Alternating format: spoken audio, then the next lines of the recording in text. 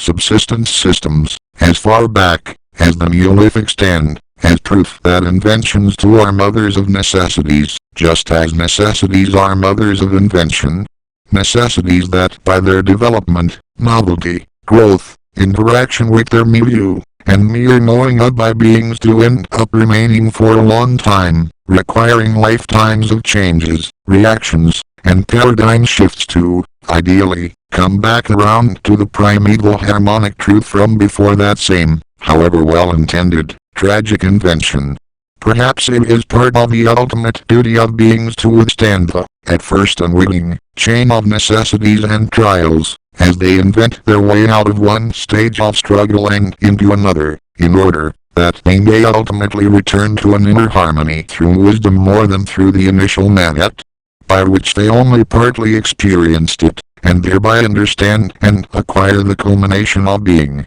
Is much of our life today the long reverberating after effect of a folly so ancient that invocations of its preceding truth are framed by those for and against it as merely new and frivolous ideas? Perhaps we are in the midst of a slow realization that much of the seemingly perennial fixtures and foundations of societal life are historical aberrations, the more widely and potently influenced by the tide of human circumstance, and that, as we have strayed, so may we yet rebound, for truth ultimately syndicates itself. There may yet be no greater an example of this than in the domain of territorialist bloodshed, and how it grew out of the naive thwarting of primeval harmony through societal development. Not least of all, because this mode is often cited as the primeval and eternal itself, and used to justify what are ironically further deviations from true harbor and ascension for beings. The very notion of the primacy of blood itself springs from this ancient misstep, for knowledge of it was essential to internally consistent engagement of the territorialist bloodshed system. Early division of labor pivoted largely around primeval bio-roles. With increased distance from societal centers and thus from symbiotic labor relations over the course of primeval human development, and with more at stake to seemingly either lose or find overrun by, beings became more prone to fear and misguided preemptive measures to avoid, often imagined, murder or castration, which measures in effect were self-fulfilling prophecies. The very form of being most conducive to the formation of life was tragically bound to the tending of this life, and thus a narrower area, which in time of rising pyrrhic tantrums across land therefore became overthrown. Surplus, such as of supply, benefit, role, material, spatial, or circumstantial awareness, paradoxically creates sense, or at least impending fear, of scarcity, which gives way to a viewpoint that is based in scarcity,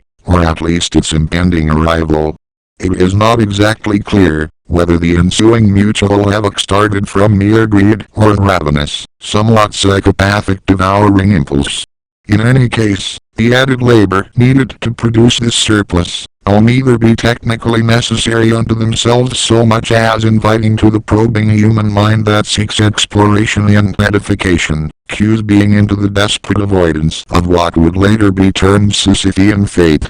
Or perhaps this was merely a propagandic post hoc excuse. Perhaps at that point in thought development, the amassing of resources had tempted subsets of beings into vicious hoarding.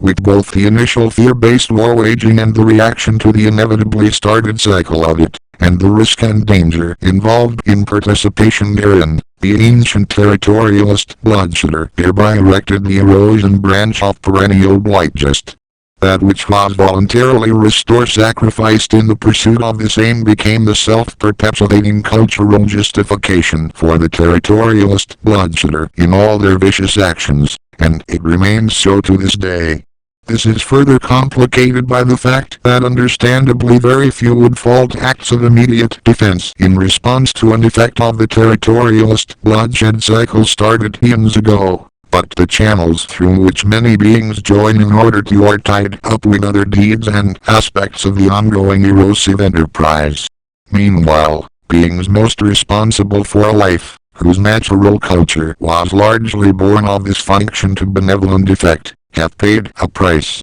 Apologists may justify this development purely by its longevity and the subsequent human developments, as though the former could not or would not be something to outgrow, as with many things, when it has been revealed, as not being so fruitful or even so perennial or based in timeless truth, as previously thought, and as though the latter could not merely develop in spite of the general systemic folly in which it grew. We are, after all, not without precedent, for the blight just quelling many other such ventures only to push the anomalous successes to the forefront in its historical narratives, as somehow necessarily unusual and owed to the system itself, or for the human condition to allow more nuance and outliers than a mere general encompassing system, however powerful, could hope to account for. Too much historical perspective is bound up in broad strokes of the outward prevailing trends, itself often projected by the agenda-driven information framers of the present time and place.